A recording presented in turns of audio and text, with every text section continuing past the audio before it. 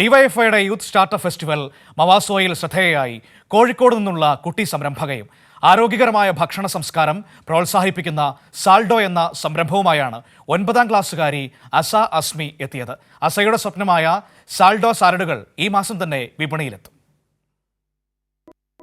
രുചിയേറും ഭക്ഷണങ്ങളുടെ പറുദീസയായ കോഴിക്കോട് നിന്നാണ് അസ അസ്മി തലസ്ഥാന നഗരിയിലെ മവാസോ വേദിയിലെത്തിയത്. സംരംഭകത്വത്തിലേക്ക് കാലെടുത്തു വെക്കുന്ന അസയ്ക്ക് ലഭിച്ചത് സ്റ്റാർട്ടപ്പ് ആശയങ്ങളുടെ വിശാലമായ വേദി. ആരോഗ്യകാര്യങ്ങളിൽ ഏറെ ശ്രദ്ധാലുവായ അസ സാൽഡോ എന്ന ആശയത്തിലേക്ക് എത്തിയത് ഇങ്ങനെ. എൻ്റെ ആൻറ്റി ഡെയിലി ജിമ്മിൽ പോകുന്ന ആളാണ്. എൻ്റെ ആൻറ്റിക്ക് ജോലിക്ക് പോകണം. ബട്ട് ആൻറ്റി എന്താ പറയുക, ജിമ്മിൽ പോയി കഴിഞ്ഞിട്ട് നേരെ പോകുന്നത് റെസ്റ്റോറൻറ്റിലാണ്. എന്തിനാണ്?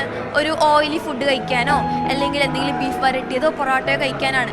അപ്പോൾ ഞാൻ ആൻറ്റിയോട് ചോദിച്ചു, നിങ്ങളിങ്ങനെ ഡെയിലി ജിമ്മിൽ പോയിട്ട് ഇങ്ങനത്തെ ഫുഡ് കഴിച്ചാൽ എന്തെങ്കിലും മാറ്റം വരുമോ? ഹെൽത്തിൽ ഒരു മാറ്റവും വരില്ല. അതുകൊണ്ടാണ് എനിക്ക് അവിടുത്തെ ഒരു ഐഡിയ വന്നു.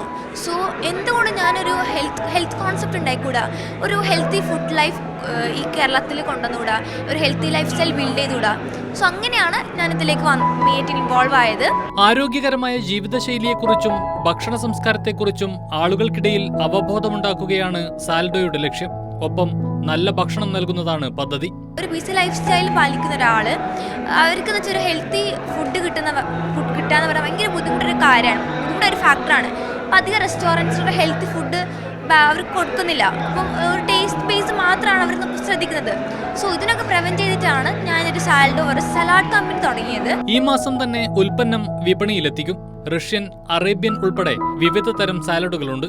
ഇവ കസ്റ്റമൈസ് ചെയ്ത് വാങ്ങാനും സാധിക്കും. ആദ്യഘട്ടത്തിൽ ജിം, വെൽനസ് സെന്ററുകൾ, ആശുപത്രികൾ എന്നിവിടങ്ങളിൽ വിപണി കണ്ടെത്തുകയാണ് ലക്ഷ്യം. Kozhikode BM girls higher secondary സ്കൂളിൽ പഠിക്കുന്ന അസ ആദിഷ്, ഷംന ദമ്പതികളുടെ മകളാണ്. കമലേഷ് തെക്കേക്കാട്, കൈരളി ന്യൂസ്, തിരുവനന്തപുരം.